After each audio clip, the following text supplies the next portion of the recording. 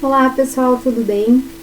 Nosso primeiro vídeo vai ser sobre a introdução à química orgânica. Então vou trazer para vocês uns comentários, assim, vou frisar coisas importantes daquele material que eu disponibilizei lá no Google Sala de Aula, né, o material que foi digitado para vocês, que seria passado em aula, né, se estivéssemos com as nossas aulas presenciais em dia. Mas então, né, como estamos nessa situação, nossas aulas serão um pouquinho diferentes.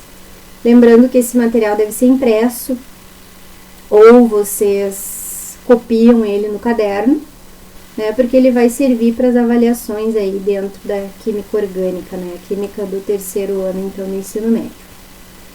Bom, sobre a origem da química orgânica, sabemos que ela é a química dos compostos de carbono, mas quando isso começou, né? Quando começaram esses estudos e por que chegaram nessa conclusão, né? Que a química orgânica é a química dos compostos de carbono. Então, o termo orgânico, inicialmente, ele caracterizava substâncias relacionadas a organismos vivos, tá? E foi assim considerado até o início do século XIX.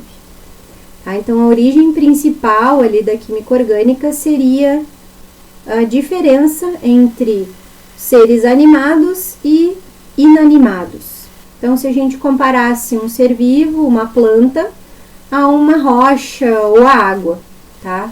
Seria aquela ideia, assim, bem primitiva que a gente tem quando é criança, né? Animal, vegetal e mineral, tá? Então, os minerais seriam os seres inanimados, né? Que não possuem vida.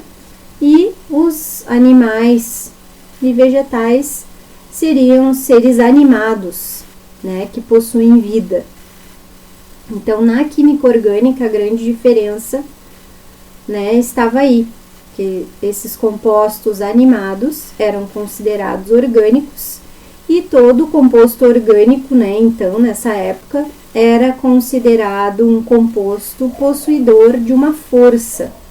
Essa força não era explicada devidamente, né, por esses estudiosos, então eles apelavam para a magia, para o ocultismo, né, então eles não conseguiam definir o que era essa força cientificamente, então eles diziam que era a força vital. Estava mais ligado com um lado espiritual, né, mais da parte filosófica aí, do que da parte científica propriamente dita, porque até então eles não tinham método científico não conseguia explicar a diferença, né, entre os seres vivos e os não vivos.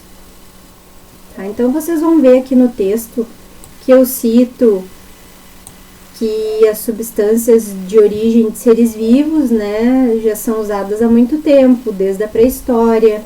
No Egito Antigo, né, as pessoas usavam o processo de fermentação para produzir vinhos, para produzir cerveja, para produzir pães.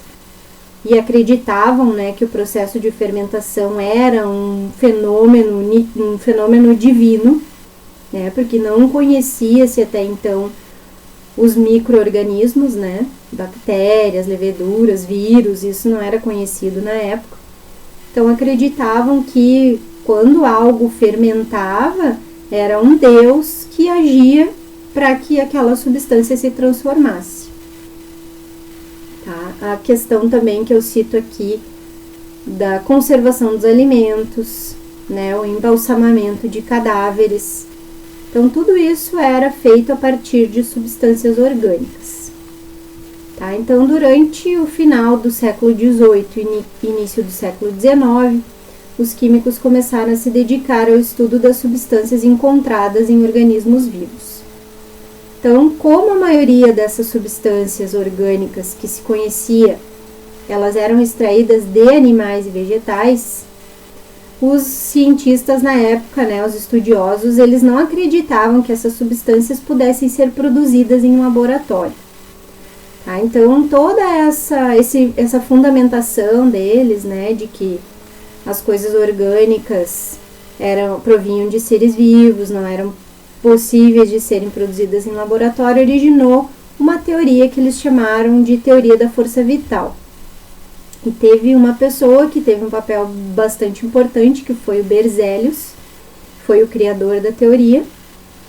Ele classificou, então, as substâncias na química, né? Foi o primeiro químico a separar, fazer uma separação de fato.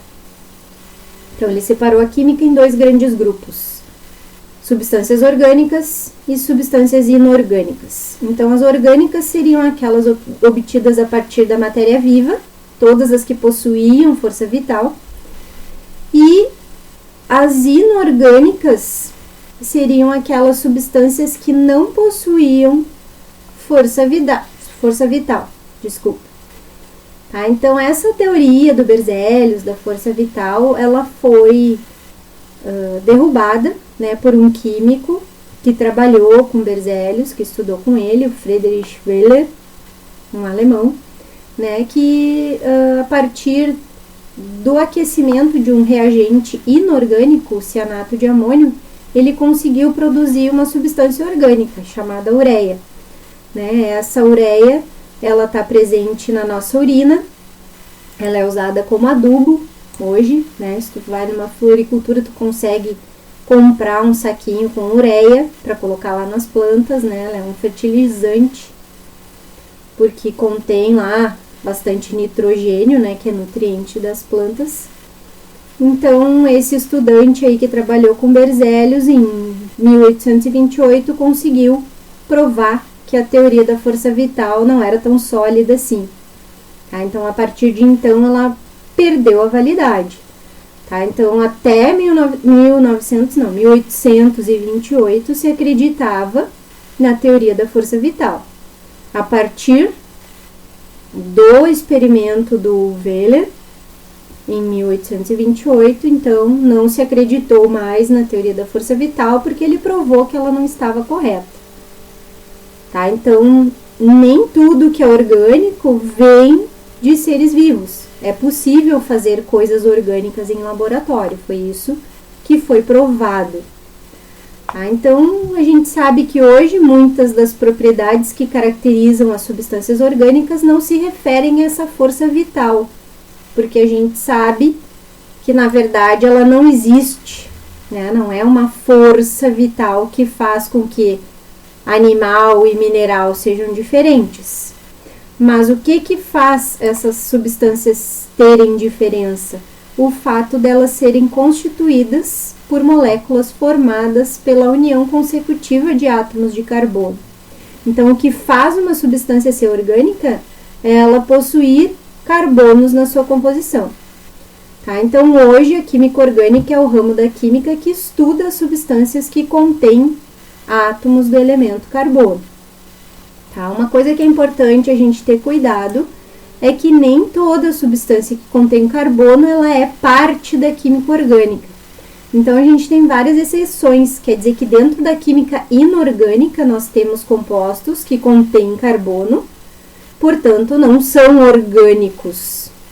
Tá? Então, todo composto orgânico possui carbonos, mas nem todo composto que contém carbonos é orgânico. É preciso a gente ter um cuidado aí. Tá? Então, quando a gente vê aquelas fórmulas ali, ó, carbono, né, na forma de grafite, na forma de diamante, dióxido de carbono, monóxido de carbono, ácido carbônico, né? Essas coisas aí, normalmente elas têm a fórmula química menor, assim, a fórmula molecular bem pequena, tá? Elas são parte da inorgânica. Tá? Então, os compostos orgânicos, na sua maioria, são formados pelos elementos carbono, especialmente, hidrogênio, oxigênio e nitrogênio. Esses elementos aí que fazem parte, né, da composição das substâncias orgânicas, a gente chama de elementos organógenos. E todos os átomos que a gente verificar num composto orgânico que são diferentes, né, do carbono, vocês vão ver que vão ter casos especiais, a gente vai chamar de heteroátomos. Tá? Lembrando que o prefixo hétero é diferente, né? Então, átomos diferentes, tá? Então, essa é a primeira parte aí da nossa aula.